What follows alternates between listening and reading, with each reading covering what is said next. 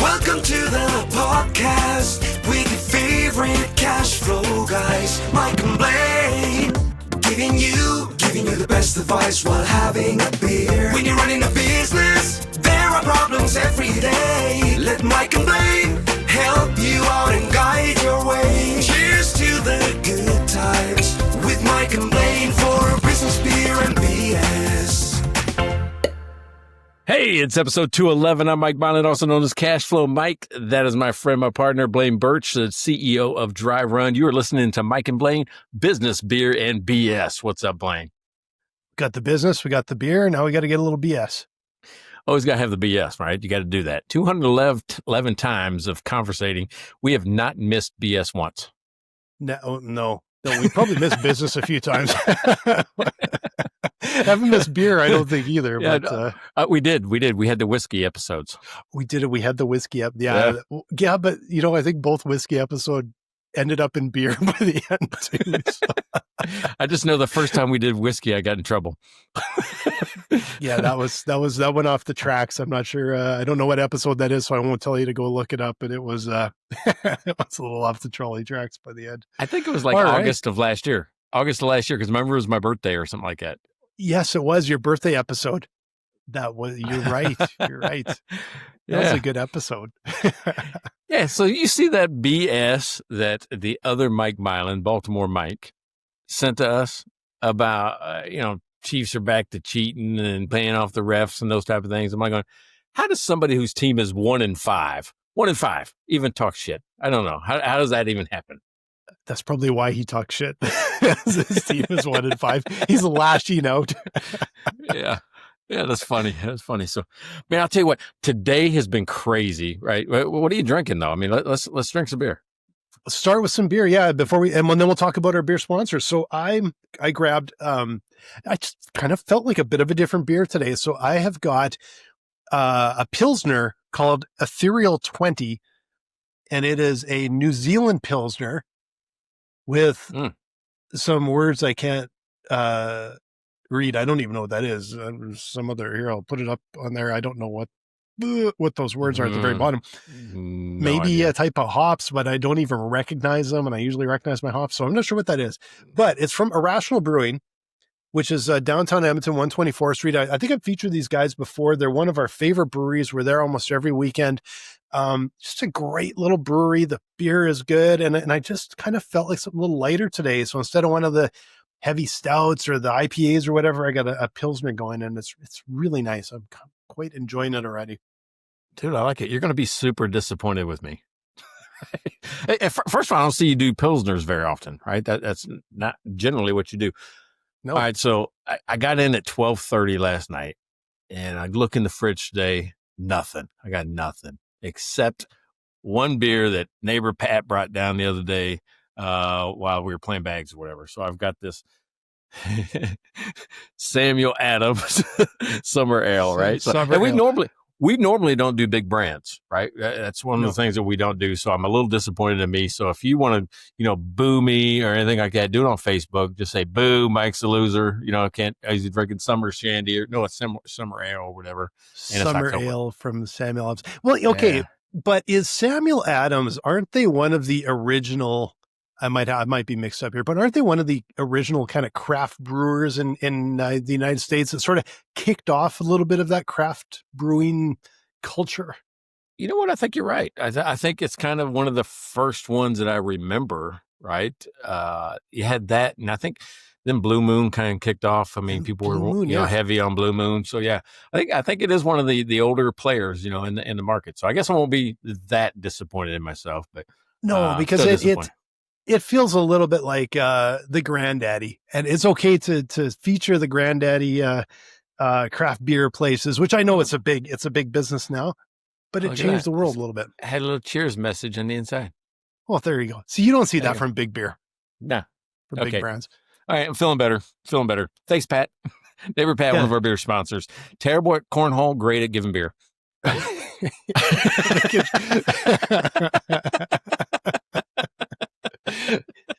Thanks again, Pat. I like you.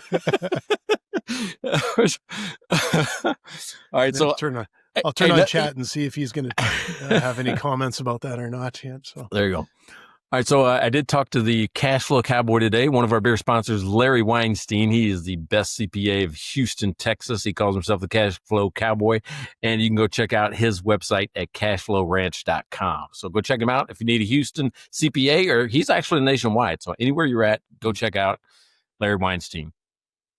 And Rachel Barnett from Gentle Frog. So if you have a business and you're using QuickBooks Online, go to her YouTube channel, YouTube at Gentle Frog, and you will see everything that you need to know about QBO. You can learn so much from her. And it's also, you can just go to gentlefrog.com and reach out to her directly. Yeah, and I talked to Karen Hairston today too, right? She's getting ready to launch a big advertising campaign, but 3S Smart Consulting. She's got a new book out, and I think she's going to start giving away some digital copies of this book. So go check it out. Stop Growing Broke, Start Growing Profit. And so go check her out. Karen Hairston of 3S Smart Consulting. If you got cash flow issues, if you got process issues, she's the person to talk to. And last but not least, Devin, biggest LSU fan on the planet, who was featured on Netflix, at least in one show. So he is our superstar celebrity, Devin. Thanks again, Devin. Really appreciate the support. There you go. Oh, and I forgot about that because Karen is an Amazon bestseller. So this book she's giving away is a bestseller. Go check it out. Oh, yeah. Awesome. And so just a quick note, if you guys want to be a beer sponsor, it is the best value in the world. We don't even know what inflation is in this area. Go to mikeandblaine.com. You can buy us a beer for $5. We will mention you. You can buy us beer for the rest of the year, which a lot of our sponsors have done. And we will mention you every episode. And also can ask you to like, subscribe, and follow. It really helps the show. There you go. Tell a friend. Tell a friend. Tell 3 friends. Tell a friend. Yeah, there you go. Hey, so friends, I like that. Something interesting happened, right? I've been just swamped today, just massive thing after thing after thing after thing. 5 minutes before we're supposed to go live, Blaine goes, "Hey, are we doing something today?" Because he hadn't seen. I'm pretty sure he saw that I hadn't picked a topic, right? He goes, "Oh, yes. What's going on with Mike?" So I'm like, "Oh, dude, can you help me out? Can you cover me?" So this is new, right? This is new. So I don't know what the topic is. Usually it's Blaine that doesn't know what the topic is, but he picked it. So this is going to be a whole new thing. This is all new. So if this episode sucks, you can blame me for having a crappy topic, but I don't think it's a crappy topic. Now you always pick your topics because of something that has just happened during the week or that kind of hits you. This is what hit me today. And so when you asked, hey, can you come up with a topic, or I kind of volunteered for it, came up with this topic: less automation, more conversation, while relationships matter more than ever in business. And the reason this floated to the top for me is, and as we've talked on this show, we are more and more selling to mid-market businesses, and it's a different type of sale than small business. So when we first started, it was very automated. People would come in and they would sort of self-serve and all of that. Well, it's all changed, and it's actually gone back to my roots. And when I had a creative agency for over a decade, that business was built on relationships. And what I found is that's becoming incredibly important. So now it's relationships as I'm networking with people, as I'm talking with people, having multiple meetings with people, and also just working with all sorts of other people now, contractors and everybody else. And suddenly business is right back into relationships, people to people. That's people want to work with people. They want to buy from people. And so much of business relies on that. And so, what's your experience in that? Dude, you were just hitting my wheelhouse. Most of my businesses were built people to people, right? So, and one of the things I like to tell people is that people buy people, not products, right? That's just one of the little sayings I say. And it started with the hotel staffing business, where I had like 70% of my business just from referrals, people just talking to people about it. And me, people would ask me, "Why do you got season tickets to the Blues, to the Chiefs, to the Cardinals?" I'm like, "Oh, not because it was actually a full-time job to give away tickets, right? Because I couldn't go to every game." But it's one of those things where it's just the person. It gave me a touch point. It gave me a reason to go talk to them. Say, "Hey, I got some games for the weekend. you want to go? You got people you can send it to, maybe some of your employees. And it was just that one little touch, right? Because people, Mhm. they knew that I was going to be around, and I'd bring them something where I just stopped in. And I try to tell bankers that the same way. So I love this topic. I love what you're doing with it. Yeah, it going like, okay, when I had my last business, you weren't really selling online at that time. It was new. If we ever got leads off the internet, they were never good ones. They were, hey, can you do a logo for $500? No, we cannot. Who are you? Go away. Um, Everybody that became a client of ours, we met in person first. We built relationships up. We had a website as more of a place where they could go and find us, and they could reach out to us. They could find our phone number. They could look at a portfolio if they're talking with maybe members of their team about us. But that sales cycle was always driven through relationships. And I remember my business partner at the time and we would always say we made more money in the bar than anywhere on the planet. And I know a lot of people, it was all golf course back then. We didn't really golf that much, but we just always talked about the importance of going and meeting with people. Well, it's interesting you say golf course stuff like that. I don't know if you noticed my hat today, but I'm working with this company called Utah Steel, right? And this is their logo, and it Oh, says thanks. Utah Steel beside it. Oh, wait a second, like that, right? They have a Oh yeah. really strong brand. I mean, Mm-hmm. it's powerful. And one of the things they did is they became a founding sponsor of this, what's it called? Desert Ridge or Black Desert Ridge or something like that. Black Desert, whatever. It's a PGA golf tournament, right? Mm. And it's a resort up in Utah. And they get, because they're a founding sponsor, they get, access to the course. Of course, they get tickets to the tournament and those type of things.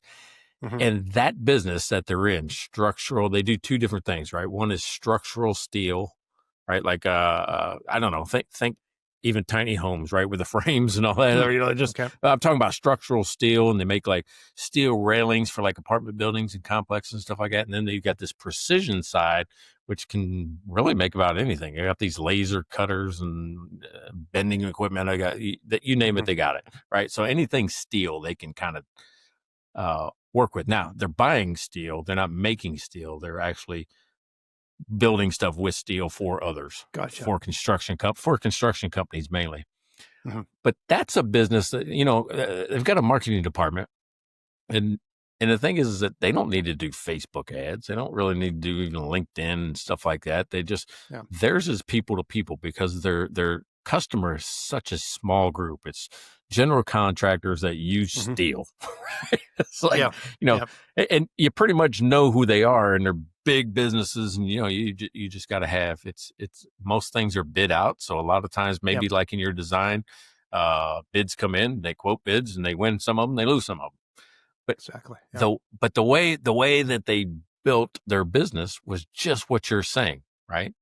It's just about, I mean, they're even flying people in to go to the tournament next week, right? They Mm-hmm. fly people in because they're one of their biggest customers out in Tennessee. They're going to fly them in, put them up in a hotel, give them tickets Mm-hmm. to the week-long thing. It seems like a lot of expense, but they're not selling $200 a month products, right? They're selling millions of dollars in products for Yeah. this cost. So I think, Yeah. when we're talking about relationships, it isn't always just buying people stuff and doing things like that.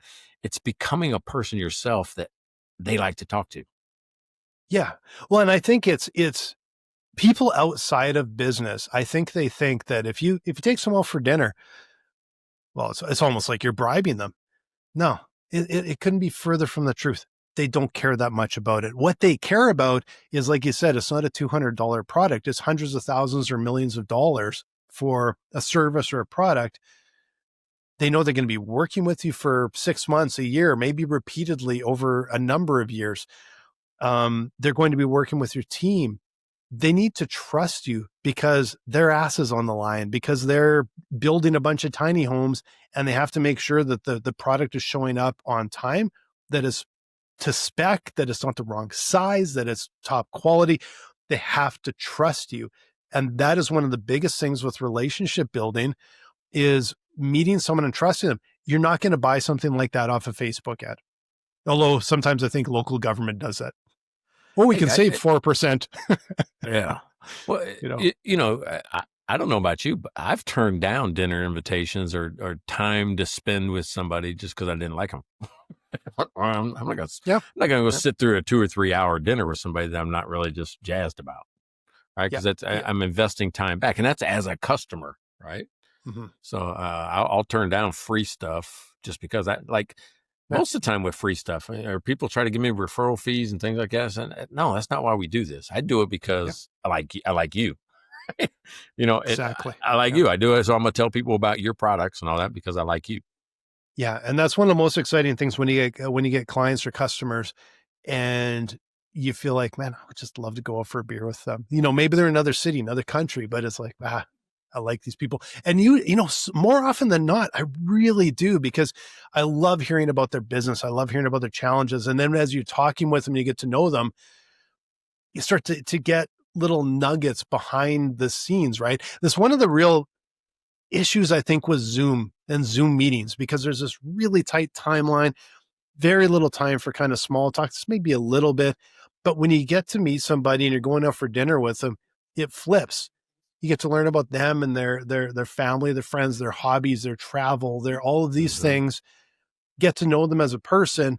And then, there's some business sort of mixed in there, but that's what builds the trust and the faith and the relationship in somebody that you're working with. And even a client, you want to trust that they're going to be good to work with. They're going to be good for your team, and they're going to pay you on time. And I've said before, there's been a couple of times where not in this business, but in my last business, where we had to fire clients. And, that was, frankly, by the time I wasn't uncomfortable, because if they were mistreating my team and they weren't, it was easy. It was easy if they're mistreating us, mistreating my team, to be able to go and tell them, we don't want your business. And because it matters, I care more about my team and my team being happy and well taken care of, and then, being abused by somebody that they'll never pay you enough for that. Yeah, I would agree with that. So it's, when you think about just being a person, right? What advice would you give to a new business owner, right? And I always think about, like, when I teach at college or something like that, these folks are trying to come out. I mean, not just get a job. Even to get a job, you got to realize that you have customers that aren't external. You got customers that are called coworkers. Right? That's the internal customer. Yeah. And it's the same way, right? This type of topic isn't contained to people that are just trying to sell something. This topic is contained to everybody that, exists, right? that has to deal with another person. Well, especially like if you're talking about even working with other people, contracting with other people, doing joint bids, partnering on things, there is 100 different things. They still all come down to relationships. And if I was to say, if you're starting a business today, I think the flawed thing a lot of times is start a business, put out a bunch of Facebook ads. You've already said that. How many people have I talked to in the last, they flush a bunch of money down the toilet. Nobody comes in the door and they don't know why. And it's like, because you're not talking with people. Go out and talk with people, in person. You can even do Zoom calls and that, but get out and talk with people in person. It's different when you have a conversation with them, when you have a cup of coffee, a beer, whatever, dinner, lunch, because you get to talk about more than just this very narrow topic. And that's, you build relationship. That's not one meeting. You build relationships over time and multiple meetings, multiple touch points, and then they'll start trusting you. Then they'll start referring you. Then they'll start mentioning you to people. Like, they hear of something and say, oh, hey, you should talk with Blaine. I know they do this. You should talk with Mike. I know he does that. That's what you get by developing those relationships. And it isn't, that is a long-term nurturing, not a one-time, I met somebody, now they're my friend. Yeah, totally agree. I teach bankers all the time, right? I still teach at the graduate school. And I always tell them my 3 rules of why I don't like them. It's really interesting. What's funny is if you start any conversation with, here's why I don't like you. everybody listens. like, what do you mean you don't like me? Say, here's why I don't like you. And of course, I'm trying to do it in a good natured way. But, the three rules for me are, one is that there's what I call LOTO. And I think I've told you these before, but LOTO is loan officer turnover, which means every time I go into the bank, there's a new person I got to deal with. So I got to tell the whole story. I got to go, wait a second. We just dealt with this 2 years ago. We just, can't you just pull it up? You should have it in the file somewhere.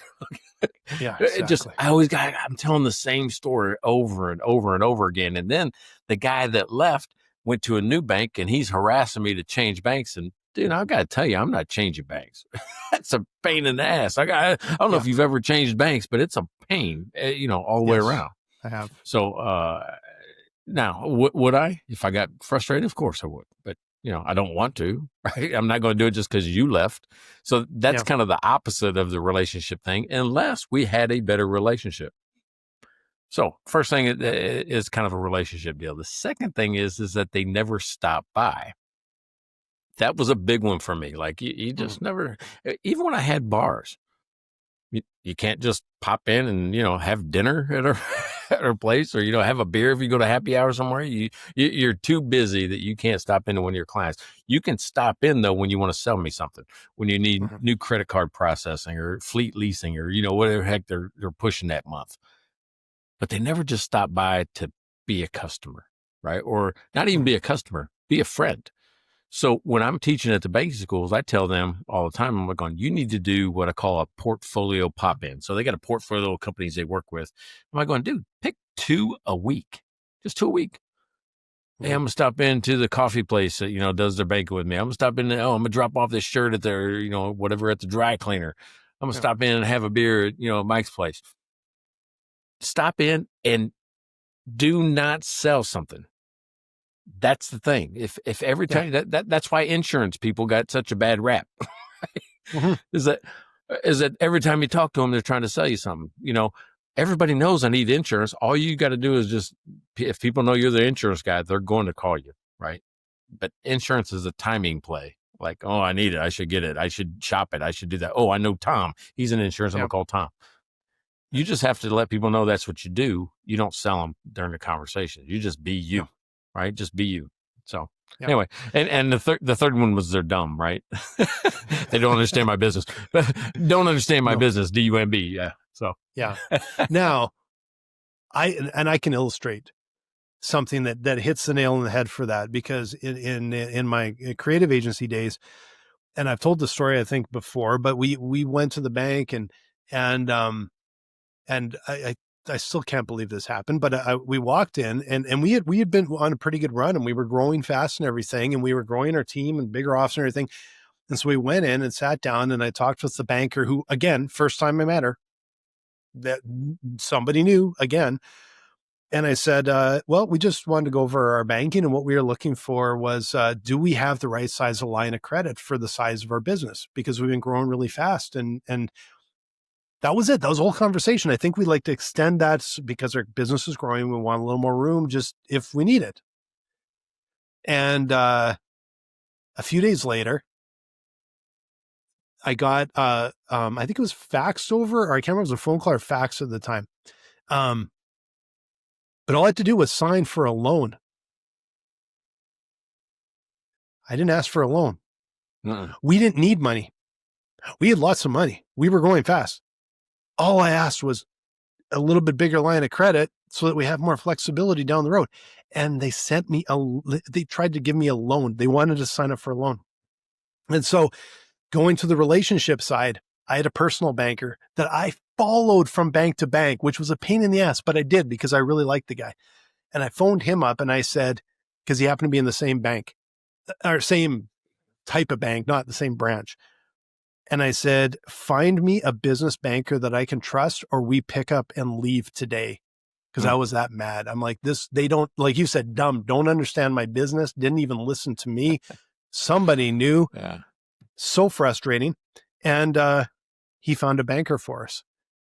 Unfortunately, when that banker retired, we were right back to square one. And even in this business, I've even moved banks for the exact same reason. It was relationships. I want a person that I can call. I want a guy, even though it's not a guy. It could be a woman, it could be a man, whatever, but I want my person. I want a person I can rely on that I have a relationship with. And it's so hard to get. I want that for everything in my life. I want a fence guy. I want a, I want a carpenter guy. I want a, lawn guy. I want that for everything. I want that relationship because it's just easier, right? It's just it's an easier conversation. You already like the way they price. You already like the service they give. If you have a little extra that you want to do, they're willing to accommodate a little bit more because the relationship's there. Even if it's just a little outside the scope, like, the guy that built this, I got a wall in the bedroom. Then I'm like, hey, can you fix this part? It's an accent wall. Kind of a seam popped on it. Mm-hmm. The guy just will jump right on it, right, and just do it just because of a relationship. And he spent a lot of time in the house, so we got to know each other. Yeah, it's like right after we're done our episode today, I got to run over to the cell phone store. I got to pick up our new phones and get our new plan. I don't want a cell phone off, guy. Right? I don't want a cell phone guy. I do have a cell phone guy. I don't even want one. Cell phone guys to me are like car salesmen. I don't want a car salesman guy either.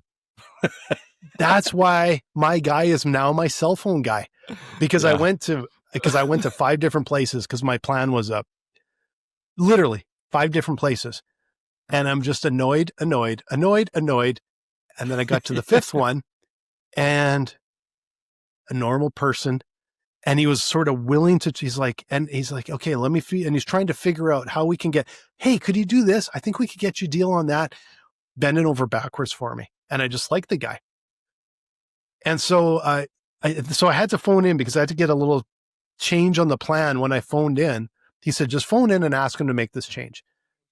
I phone in, and the guy on the other end not only did not make the change, and he said he couldn't, then he tried to sell me. He tried to take the sale away from this guy, and he tried to upsell me on something I don't need because he did not care. He just was trying to sell me garbage, which makes me like my cell phone guy even more. So I told the guy to get lost, went to my cell phone guy and said, first of all, this guy tried to snake the deal from you. And I kind of told him to get lost. I think he appreciated that. But then he said, yeah, he can't do what I can do for you. And he couldn't. He made a phone call and he could get the change made that needed to be done. He takes care of everything. That guy will do well because it's relationship building with everybody that walks in his store. And you know what? It's a franchise. That's the thing. This is a business owner. This is not a call center. It's a business owner. It's not the kid in the mall at the kiosk. Totally different. And so at least for now, I don't know, like, will he be there next time I need a cell phone a couple years down the road? I hope so, because now I got a cell phone guy. Yeah, I got it. Well, here's my thing about cell phones and cars. One of my favorite things in the world to do is waste time. You know where I'm going with this? But I do not like my time wasted. And I feel like going into these places, it's a time suck. Like, I mean, if she goes, we need to go to the cell phone store, I'm like, damn, what can I do not to go to the cell phone store? Oh, yeah. What can I do not to go buy a car? Yep. I'm willing to do stuff not to do those things. Yep. Yeah. It's okay. Little story about this was kind of funny. So my first BMW I bought was in, I don't know, about 2000 or something. And got a salesman there. This salesman was like slick and he'd been around forever. And he was a pretty good guy and you know, bought a car from him and then had different cars in between. And then just, you know, about 2019, I think I went back and said, no, I just did not, I want another Beamer. Right. So I went in and the guy's still there, but dude, this is almost 20 years. And the guy's now probably like in his 70s and he was busy because he's been there for so long. Of course, he's hard to corner because everybody wants him. And I don't have time. I'm like you. I'm like, I show up like, no, I need this. I got a window Right. So this young guy came up, loved this young guy. He was awesome. So I'm talking with him. And anyway, I ended up buying a car. And the young guy moved on to a different dealership. The old guy's still there. And I tell you, every time I go in to get my oil changed or anything, he gives me the stink eye. He walks up and you can tell he's mad because I bought from somebody else and I was his client from 20 some years ago. And I get such a kick out of it. I'm like, dude, you're still working? I'm like, I can't believe this guy's still working. Everyone in the entire dealership is young and energetic. And then they got this one guy, dude, that guy's got to be like late 70s, but he just turns over cars like you wouldn't believe. I get such a kick out of it. But I do feel a little bad because it's like, this guy is still gives me the stink eye. Yeah, but that's a classic example of the relationship, right? He probably does have families that just come right back to him every 3 years or, whatever, 4 years and over and over and over again. So he's like, going, it's too easy for him. So why retire? Yeah. Yeah. That's the thing is they just keep coming back. And I frankly, I did too. I went in and I went to talk with him, even though it had been almost 20 years. I will say he was a little dismissive. And so that kind of annoyed me because I'm like, I don't have time and I don't have time for BS. And he probably had a big car on the go and everything, but no, he's still bad. That's quite hilarious. Yeah. So if you want to deal with somebody that's not dismissive, right, and you need a coach, a cash flow coach, you need somebody that can help you understand what you're looking at in your financial statements. You need tools. You need live coaching. You want somebody you can get in touch with on a regular basis. I'm open 15 hours a month just to people, right? 15 hours just to answer any questions that you got about your clients, your business, whatever it matters. You got 100 plus videos and courses that teaches you how to do financial statements or financial analysis. And I've got an app, brand new app, Clear Path to Cash, all this together in a membership at cashflowmike.com. And I'll tell you what, if you're like going, I wonder what it's like to work with cashflowmike.com, go there. Right underneath the header, there's a course called the 7-Minute Conversation. You get an hour-long course on how to analyze financial statements in 7 minutes or less with the videos, with the worksheets, with a copy of my book, The 7-Minute Conversation. Go check it out, cashflowmike.com. You won't regret and you won't forget because I build relationships. That was a beautiful segue. You're so good at those. I am not. I didn't even see that one coming. About 10 minutes before, I was starting to look at the clock, and then I totally missed that one. And as soon as you said so, I'm like, oh, I should have had a nice little segue in there. That should have been you. You should have teed me up. I'm like, oh man, I think he's going to miss it. I'm sitting here sticking to my knitting while you're just getting teeing it up, right? Teeing it up. Nice. You got it. Hey, if you wonder what we're celebrating, he just got in one of those secret phrases, right? One of the secret words, sticking to our knitting. He got that in. Now, usually he tries to force it in. He didn't force it. That was natural. That was natural. I'm going to give you kudos because you just gave me kudos on my segue. I give you kudos. So this is how boring it gets on a podcast, I guess, is that we have to play games with each other during the podcast about who can do this little part better. When can you sneak it in? That just makes it challenging. That's all it is. A little more challenging. Well, look at this, right? When we're talking about relationships, you and I used to be competitors, right? Mm-hmm. Didn't really know each other. I knew, one of the persons on your team just from around the area and around the industry, but didn't really know you. And then COVID hit and we actually did a podcast. After the first time talking, we swapped books, like, hey, I kind of like what this guy says, kind of like getting along with him. We actually did this virtually a year and a half before we met in person. Easily. Yeah. Yeah, for sure. Year and a half to, something like that. That's the power, I think, of the relationship that you and I built. And it came from zero. I mean, this was 0 to 211 episodes, over a course of 4 years here. Oh, yeah. No, I talk with you more than, probably outside of my wife and maybe my co-founder and that, but I talk with you more than almost anyone. And it's, that's the power of a relationship. And it's not people say it's who you know. No, it's who you have a relationship with. Knowing someone doesn't do anything. Mhm. Knowing someone is just, I know lots of people. I know everyone in the neighborhood here. It's relationship. It's developing a relationship, having that trust and that bond and the ability to go out and have lunch, dinner, beer, coffee, just, and be able to strike up a conversation and really enjoy the time with the person. That's what's important. That's what starts to build those relationships and that trust. Yeah.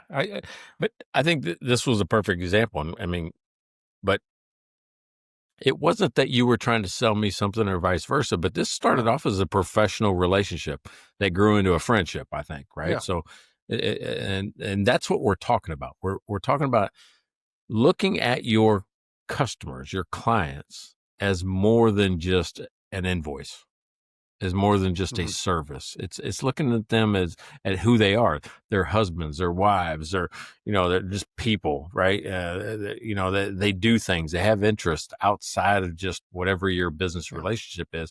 So that's what we're asking, or I'm asking people to do is don't let automation, don't let AI. I know people are, letting AI write emails and stuff like that. I even do it, but I do it Yeah. where, I just wanted to clean it up because I'm kind of a hillbilly.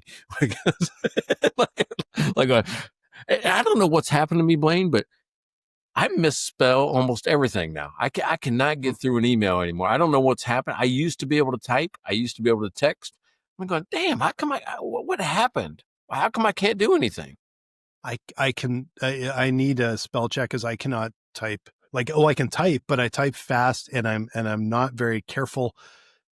And about a quarter of it'll come up as gibberish, and you hope that it actually can pick up what I'm laying Well, down there and figure it out. yeah. Well, I'm hoping that, most people are kind of like us.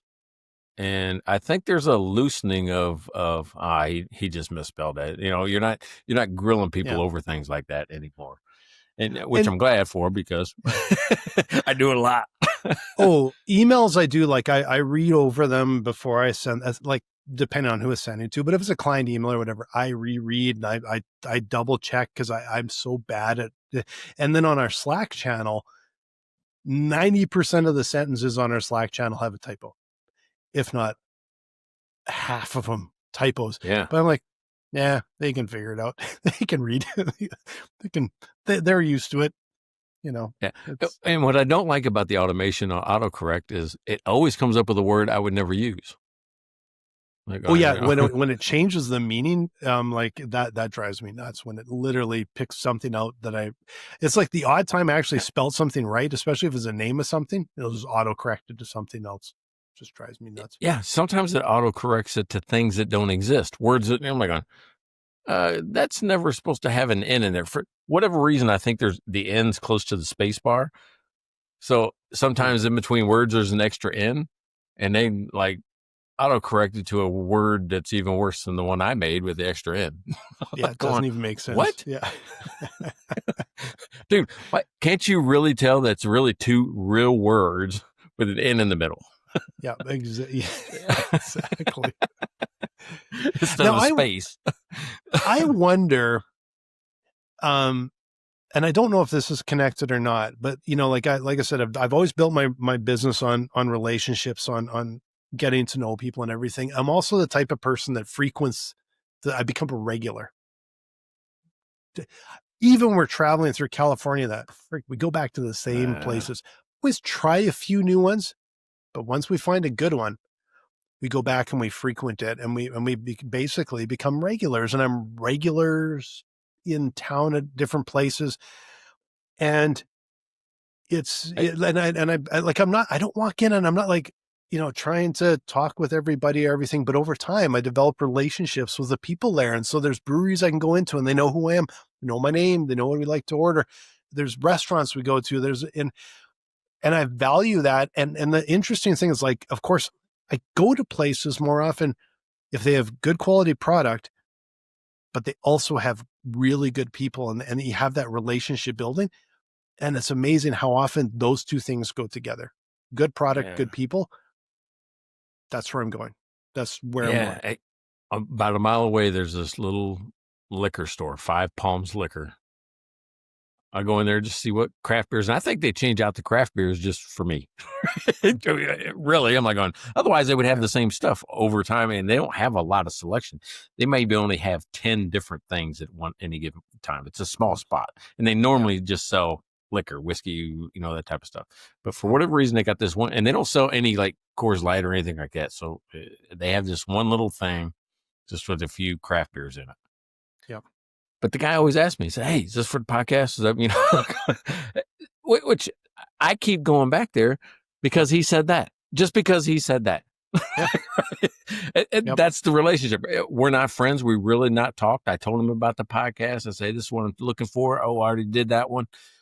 And I think that's why every once in a while he'll bring in something new just in case I walk in.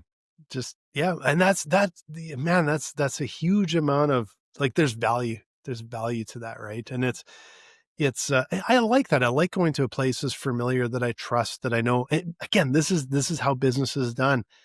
I go to a place that I trust. I know they have really good food. I like a couple nights ago, okay, sort of side note. We went to go to Costco. Since we've been back in Canada, we have made, I think, probably 6 Costco trips. We actually went into the store once. That's it. Every other time we drive up, I look at the parking lot and I go, oh, not today. And then we go somewhere and we drink beer and eat. And so like a couple nights ago, same thing. It's like, I just got to pick up some of those, like, paper towels, like the dry goods that are just so much cheaper there. And we drive up and I look and I'm like, zero chance. Zero chance, right? And then we go over to like whatever favorite Rosso Pizzeria. You guys, I'm always there. You guys probably know that because I've mentioned before, but they're one of my favorite places.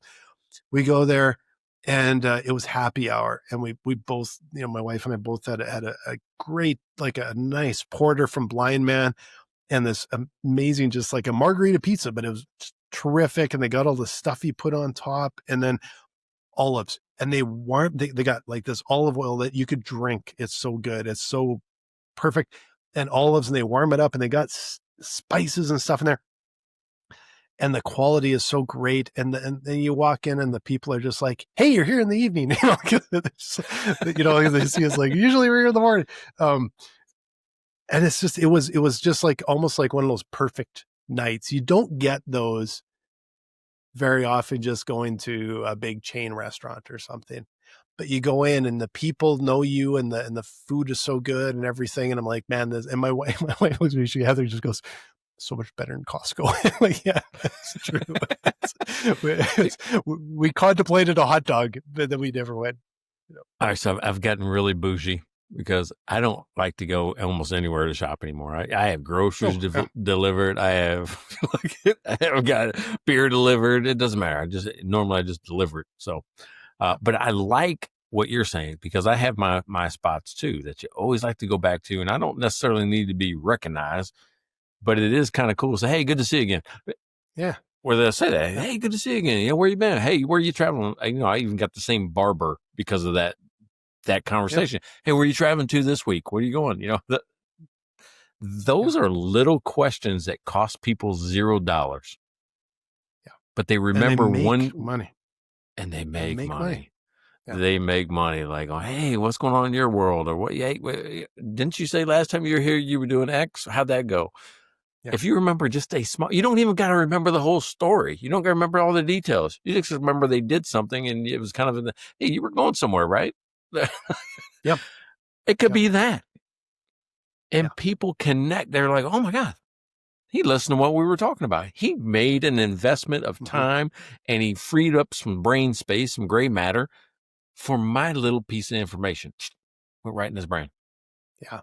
It makes a difference. We get those just like, hey, did you guys bike here today? That's like, yeah. Didn't you know we bike? Just that it makes a difference. And I actually think I will say oftentimes Americans are better than that than Canadians. I find Americans just friendly and dive into that. And Canadians are a little bit not that they don't care. They're just a little bit more, I don't know, the level's down a little bit. And I think they could learn from that, because that actually generates business and generates, Yeah. and it's also just makes probably the job more fun too, right? Yeah, I think the farther south you come, it gets a lot more friendly. Again, Hmm. I spent 8 years in Seattle, and they kept talking about this thing called the Seattle Freeze. I'm like, "What the hell is the Seattle Freeze?"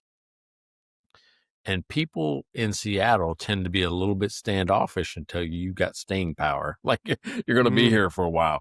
So it's yeah, like it's hard to connect with people in Seattle for some reason. And they actually have that term for it called the yeah, Seattle Freeze. Now, I don't know that they do it consciously, it just happens.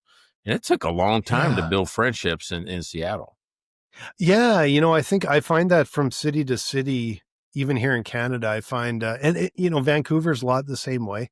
Um, and I wondered if it was maybe because it's a port city and just lots of different people coming in all the time, but I actually don't think that's the case. Like, I know when I go visit one of my friends in Toronto, and I don't know what the burbs are like, but he lives downtown Toronto, and we would be walking through his neighborhood and people just they don't even look at you.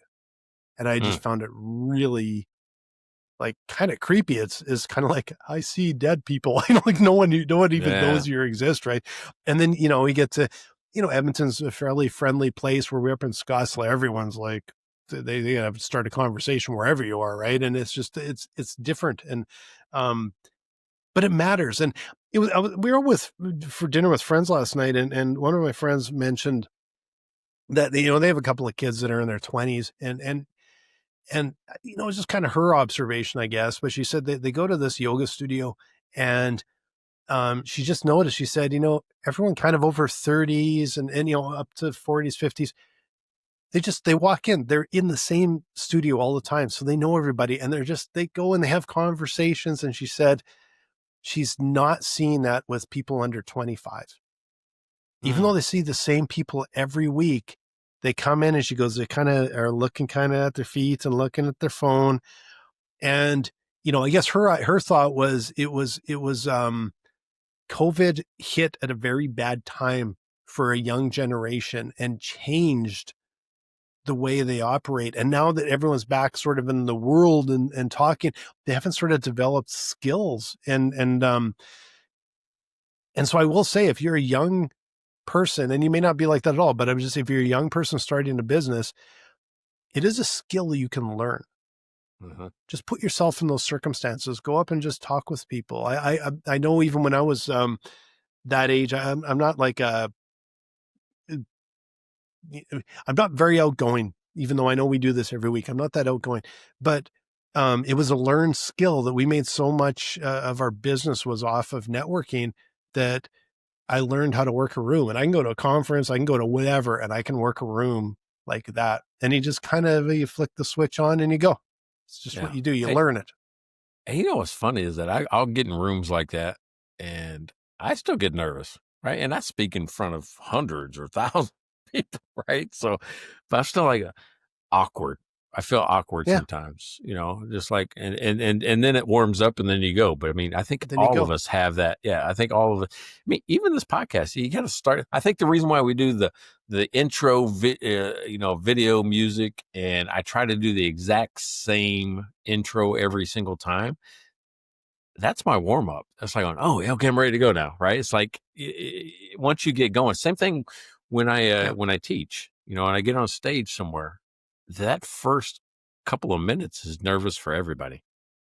Yeah, it is. And it's it's a skill. You may not even ever get, like you say, you may not even get that comfortable with it, but you can get confident in it. You can still develop it as a skill. And you'll find that most of the time, if you go up in a networking reception or something like that, you just walk up and start talking with people. And you know what? 9 times out of 10, they're just going to be like, "Hey, how you doing?" and start a conversation. And that 10th time, if they're kind of a jerk, you don't want to know them anyway. So who cares? Yeah. Walk away. You didn't lose Yeah. anything. 3 I seconds think- out of your life, right? Oh, maybe more than 3. Yeah. So super cool. So if I'm getting used to this, right? This new setup. I know it probably looks different behind me, but I'm getting used to this.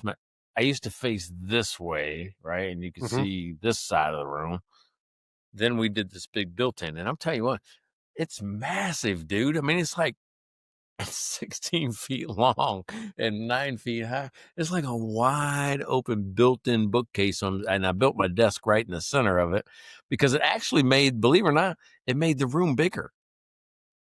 Because I used to have kind of a like an entertainment type center here with just a TV in this spot where I'm sitting right now. Now it made the room bigger. It feels bigger because it's a little bit closer, tucked up closer to the wall than the desk was. So I got rid of the desk, got rid of the chair, got new chair, got new desk area, but I'm trying to figure it out. It's the first day. Change is tough, man. Change is hard. Yeah. Hey, especially at our age. And I got all my stuff here, I'm trying to set it up about the same. I'm starting to figure out I got too much stuff. I just don't need a fiddle hop for everything. I just need a few things here and there. I'll give you that one.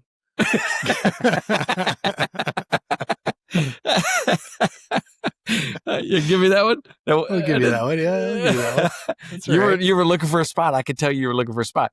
Again, if you're like going, what the hell just happened?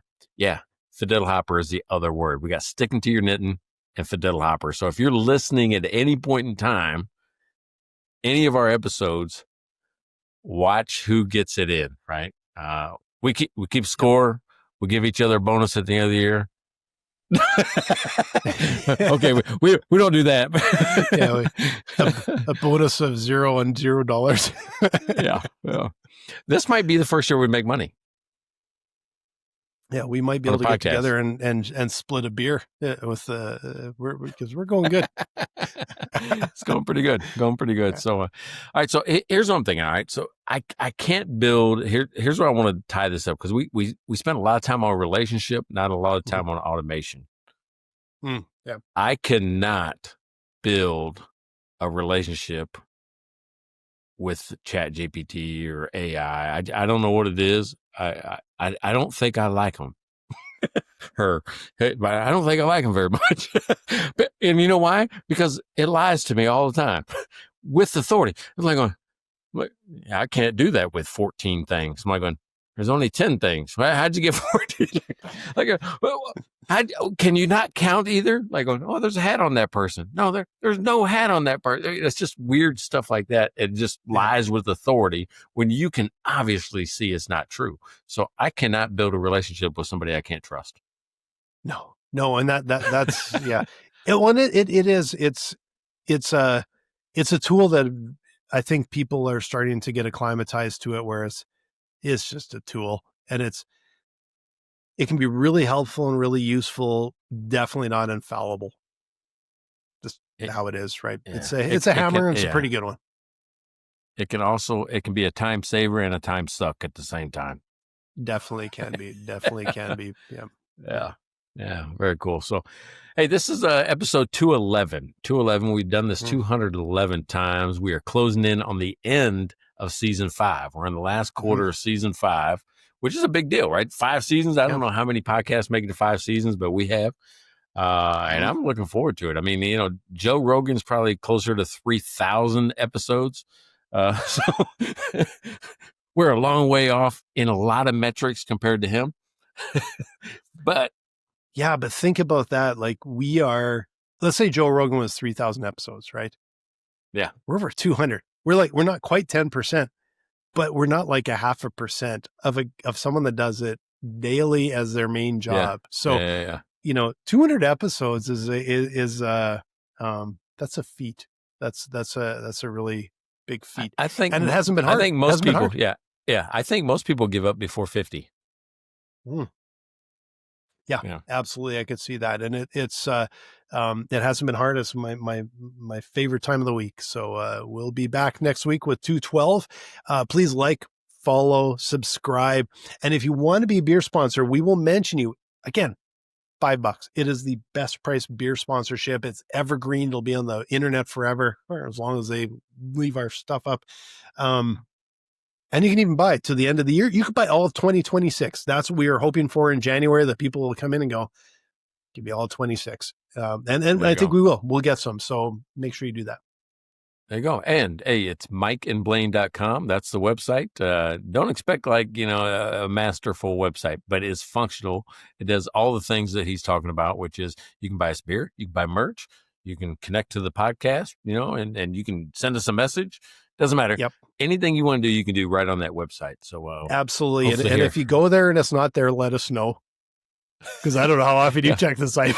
We probably aren't there very often. So I went there. Yeah, I went there last week or the week before because we had to re-up, and it needed a payment. It needed a payment credit card updated. That's yelled at me and says, "Your old credit card's expired. You can't do it." So I had to go there and fix it. Yeah, that's right. Yeah, and we can't have all these podcasts out there driving people to this website that doesn't exist. So. Yeah, exactly. All right. All right, man. We'll see you next week.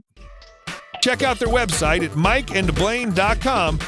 Then subscribe to the podcast and buy these guys a beer.